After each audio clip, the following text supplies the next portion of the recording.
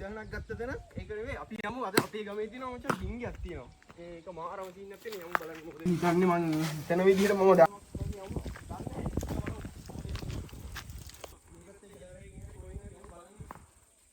අපි යම් බලන්න ඉස්සරහට මොකද වෙන්නේ කියලා මේ ඉස්සරහ වහලා තියෙන්නේ. මේක සූර්ය පූර්ණ තියෙන මේ අමුතුම සීන් එක අතන ඉඳලා. අමුතුම සීන් එක මේ හරිය තියෙන්නේ.